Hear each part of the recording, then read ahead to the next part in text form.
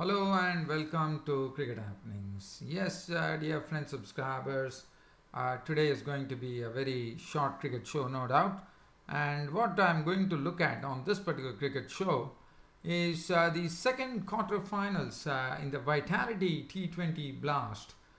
So that is something I'm going to look at, where there was a victory for Sussex against Durham. And right now in the Caribbean Premier League, there is a match underway currently. It's going on between Guyana Amazon Warriors, who are 38 for 2 as I am speaking to you. Just giving you a live cricket update there. They're playing St. Lucia Stars at Gross Island in Antigua, Gross Island, and they are 38 for 2 in the fourth over. I'll be talking about that. I'll just keep you briefed about what's happening there. And the second quarter final, as I said, is the one which I'll be talking about probably in a bit of a detail, as it's a Vitality T20 Blast. It's the second quarter final of the Vitality T20 Blast. The teams involved were Sussex and Durham, and Sussex won the match by 5 wickets. And also, we'll have a look at some cricket news as well. So first, let's talk about the Durham versus Sussex match, the second quarter final of the Vitality T20 Blast at Chesterley Street in Durham. So on their home ground, Durham were definitely handed over a loss. They were given they were beaten by Sussex. So let's see what happened. So Durham actually batted first, and they put on 140 for 7 of their 20 overs. Not a good score by any standard, one could say, on this particular pitch. And the highest scorer was Ben Stokes. Clark 16 of 11, 3 fours, but Ben Stokes really was a strokeful innings of 34 of 28 deliveries, which had 6 fours in that. Latham made 16 of 22, 1 4. Paul Collingwood was out for just 4 runs. Tom Latham is the captain, as you know, of the Durham team. Paul Collingwood, the war veteran of the Durham team, out for 4, still pondering on whether to retire or not to retire. Once he made up a mind that he wanted to retire, then that was last season, and then he once again changed his mind. So Paul Collingwood is still going strong. Smith out for 8, Pointer 28, and Davis was Gordon Bowl Archer, Jeffrey Archer for 8, and Jeffrey Archer was hit for 3 consecutive boundaries by Ben Stokes in the initial exchanges. Mark Wood 4 and Rivington not out 9. 140 for 7. It was all thanks to the spinners. Danny Briggs 4 overs 2 for 19.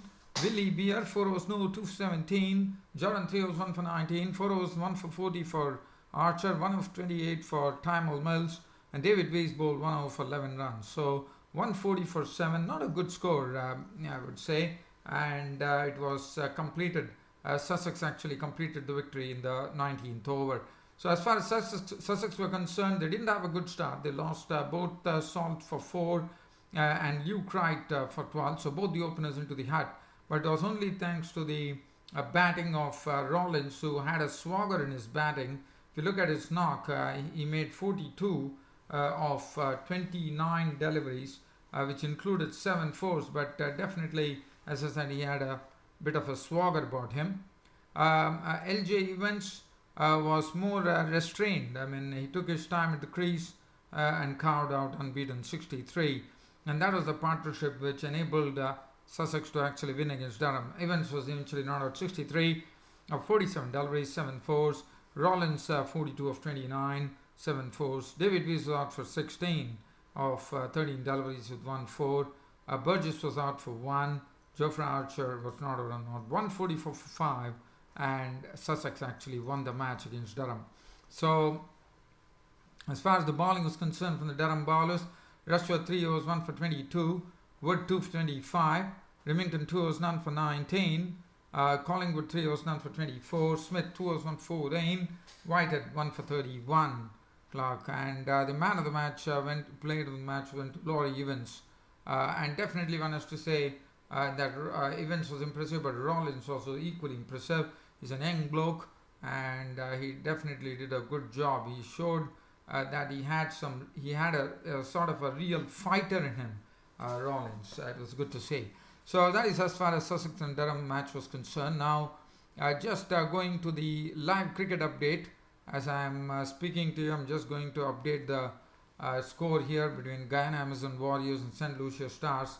I've just played at St. Bros Island outlet, and let's see. Well, Guyana Warriors, Amazon Warriors started off well, but they definitely, I can say for a fact that St. Lucia Stars has really bounced back, because they have taken 3 wickets of the Guyana Amazon Warriors now for 41, and we are only in the 5th over. Malik, 2 new batsmen at the crease now, so definitely Guyana Amazon Warriors definitely require both these players to really take their time, and then slowly get the innings into real gear, and then probably that is the only time that they could probably take some rest. Malik is not out. Both the batsmen are yet to open their account. Cameron Delport and Shoaib Malik. Wicket takers: Cornwall 1, Kesrick Williams 1, and Hetmyer, who was out for just 1 run. He was just out as he was caught by Warner, the bowling of Kesrick Williams. Walton's leg stump was plugged out, and he exposed his leg stump and tried to flick the delivery, and the ball took the leg stump. And then Luke Ronchi, who unfortunately, I have to say that he has not been really amongst the runs after scoring very heavily in the Pakistan Super League. He was dismissed for 24, but definitely today he did a good job. He rattled along very well, which was good to see. So that's the current situation. So now we will have a look at some cricket news very quickly. The first news that I would like to talk about is coming from Zimbabwe.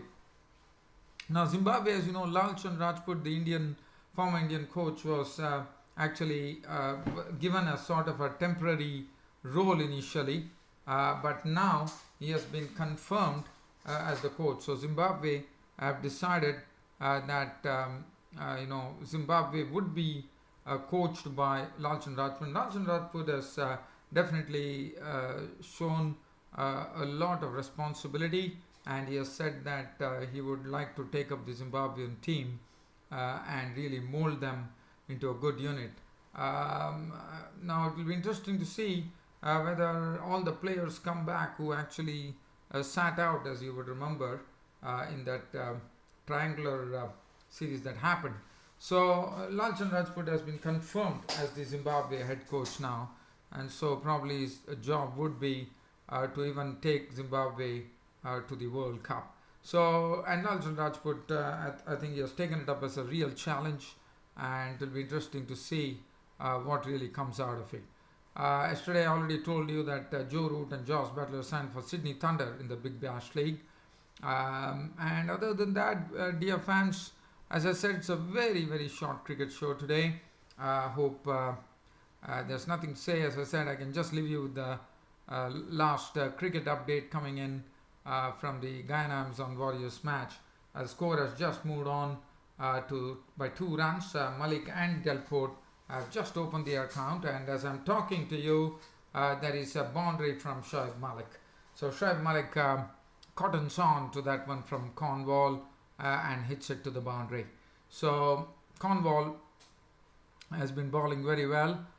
2 overs, 1 for 10. So Shoaib Malik has just hit a boundary as I'm talking. Well, dear fans, as I said, it's a very short cricket show. I'm not going to go any further, unfortunately. Hope you liked it, and we'll see you all, my dear friends, subscribers, tomorrow on my next Cricket Happening show on a Saturday. And it's good night.